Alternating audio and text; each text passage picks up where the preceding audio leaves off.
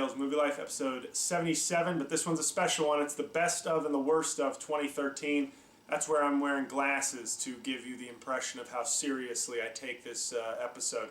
First, I'm going to start right off with the worst movies of 2013. I had 4 that stood out in my mind that I saw at random times during the year, and they all really sucked. In number 4 worst movie of the year, R.I.P.D. It's over, Ryan Reynolds. You just should quit. You should be done. If you were a black actor, they would have planted crack cocaine on you and sent you to jail. But because you're pretty and white, you've gotten like 7 chances to, like Steve Howe level chances to own franchises, and you failed in all of them. Even Denzel Washington mentoring you in a movie couldn't save you. It worked for Chris Pine, not for you. So you're done. And R.I.P.D., despite a funny Jeff Bridges, was sort of a piece of shit. Number 3, Delivery Man. I saw this on a random day because I was like, I got nothing else to do and maybe it doesn't suck. Well, it sucked, and it sucked badly. It had no comedic value and very little dramatic value. This was the Vince Vaughn movie. It was terrible. It was really terrible, and if not for the front 2 movies on this list that disappointed me much more, Delivery Man. Delivery Man is probably objectively the worst movie I saw this year, but the top 2 disappointed me more, so that's why they're higher on the list. Number 2 worst movie I saw, this is not of all movies, of the movies I saw this year, 42. Wanted this to be good, it was fairly shitty. From the baseball, it was crap. From its kind of pithy treatment of racism, where after watching that movie I just thought racism is sort of funny and not as bad as it seemed, which is obviously not the truth. 42, just not good. The lead actor, Jackie Robinson, sort of spoke like this, and this is not me doing it, this is kind of how he spoke.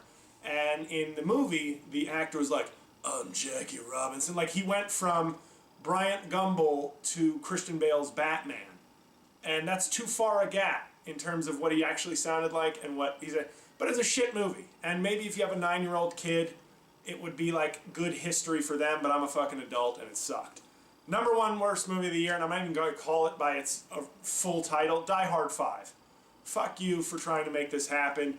Die Hard 1, 2, and 3 I love. Die Hard 4, not terrible. Die Hard 5, worst movie of the year. Hugely, not disappointing only because I just assumed they would make it work. They wouldn't take a huge dump on the brand. And what they did was they tried to force feed kind of passing on the franchise to John McClane's son. That dude sucked. The movie sucked horribly. Fuck you, Die Hard 5. You're the worst movie of the year. Now, on the negative tip, let's go overrated movie of the year. And I have one that stands out. One stood out as overwhelmingly the most overrated movie of the year. Not saying it was terrible, but American Hustle. Stop it. This movie is a B plus at best. Solid, good acting, really comes off, and I know a lot of people have said this, a lot of critics have said it, it really feels like you're watching a cover band for Martin Scorsese. It's just so trying to be a Scorsese movie, and that just reminds you that it's not. A lot of the performance is overrated. I think I like Amy Adams, but I don't think she fucking rewrote the book on acting in this movie. Jennifer Lawrence, huge fan of Jennifer Lawrence. It's an okay performance with some funny lines. Christian Bale, excellent in the movie. But overall, it's people need to cut the shit with this movie being this unbelievable, oh my god, Best Picture by the National Board of Review, or whoever the fuck gave it Best Picture. No, shouldn't be nominated for Best Picture. It's too good a year. There's too many deserving candidates. This movie shouldn't be nominated for Best Picture, even though they can nominate 10, but I'm sure it will be. I'm sure it'll get like 7 or 9 nominations, just like Silver Linings Playbook, which was a nice movie, and please, didn't deserve all the fucking praise that got.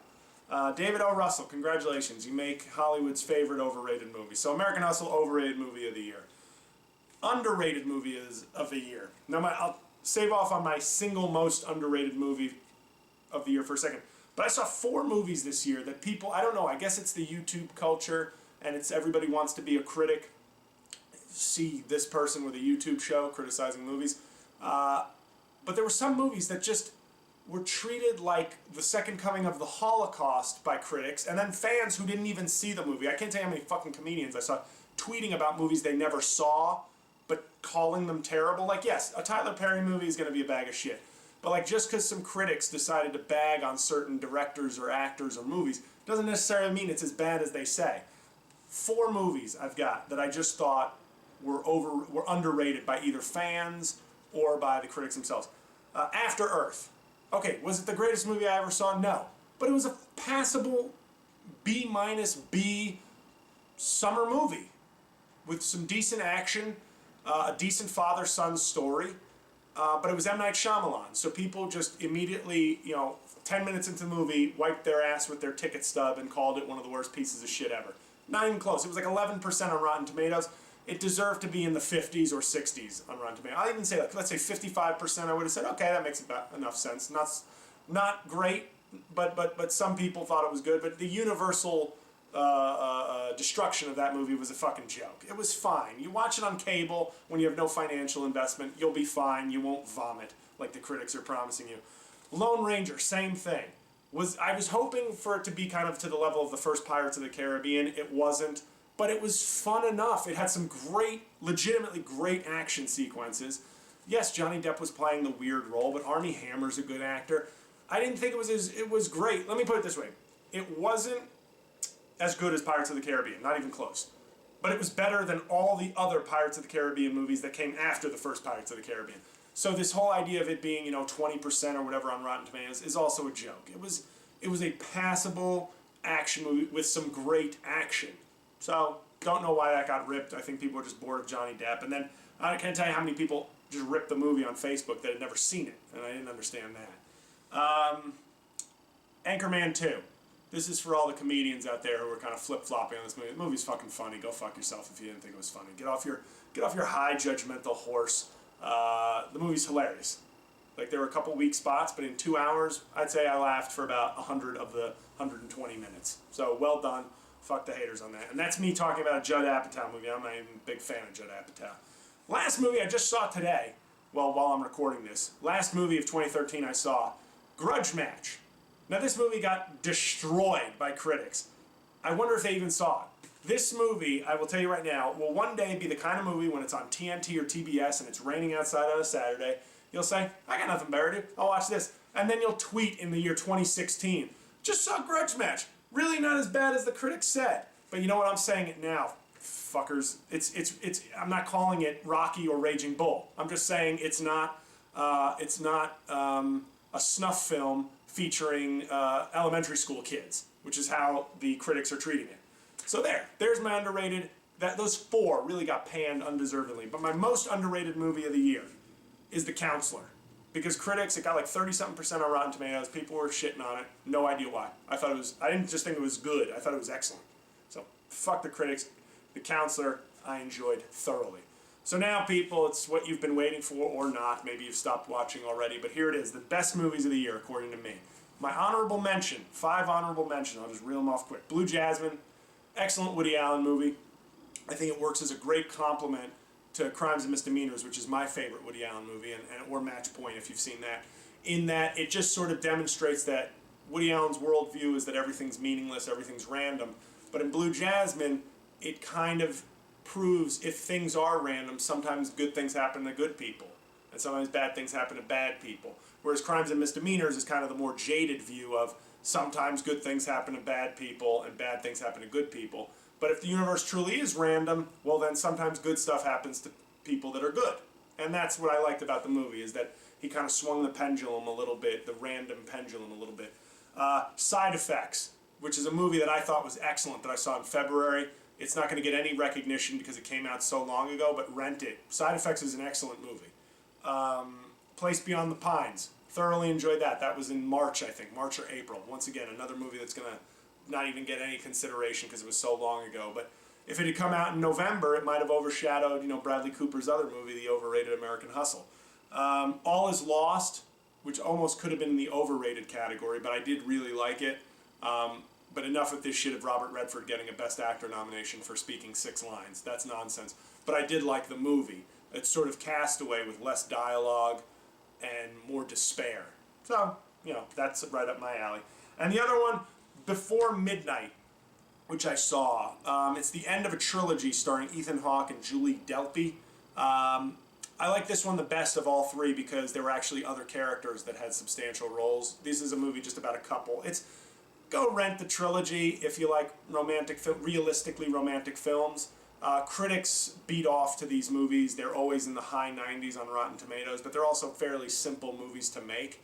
There's not a lot of challenge in them, but they're good, and I feel like it deserved, almost the way Lord of the Rings, the third one, won Best Picture kind of for all three.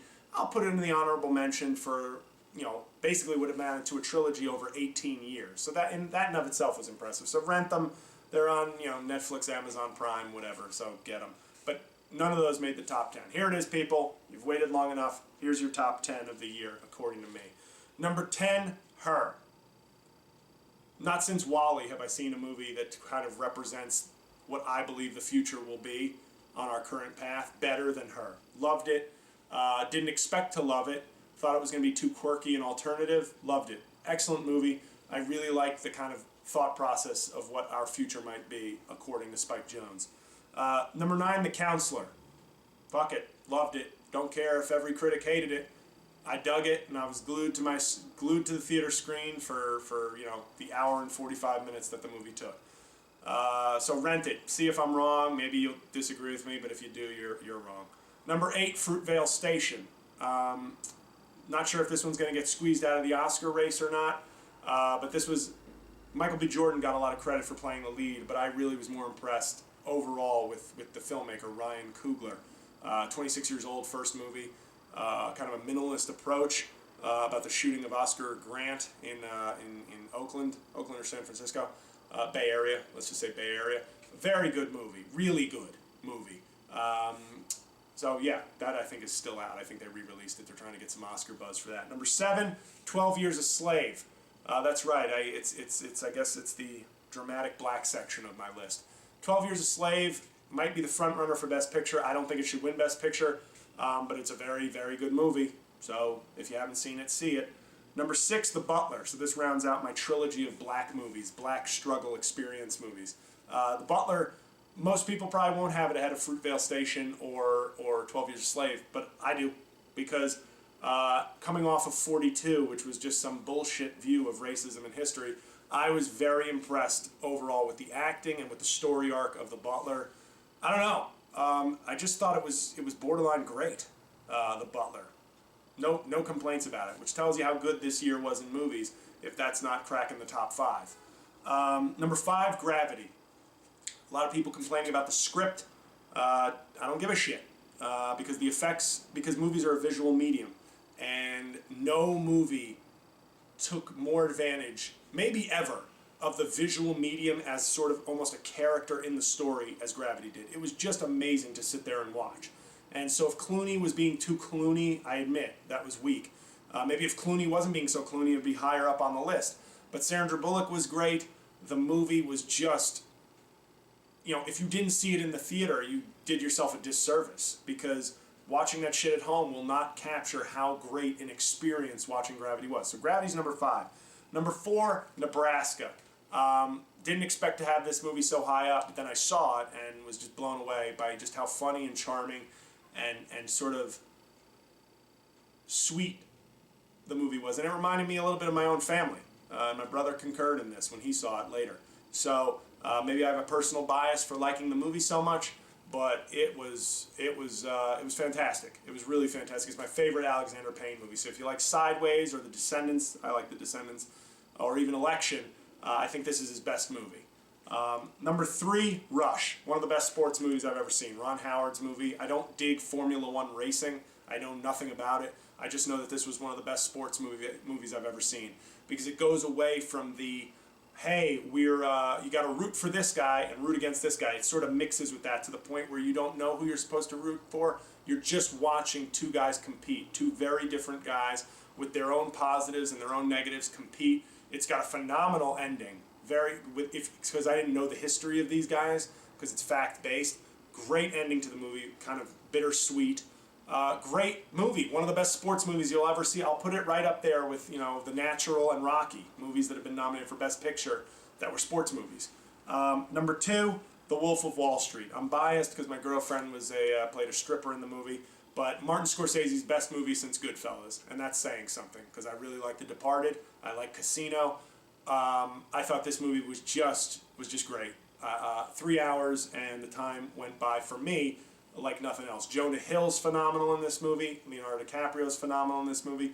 And it would be a worthy Best Picture winner, in my opinion, even though some of America is being turned off, I guess, by the scumbaggery and the length of the movie.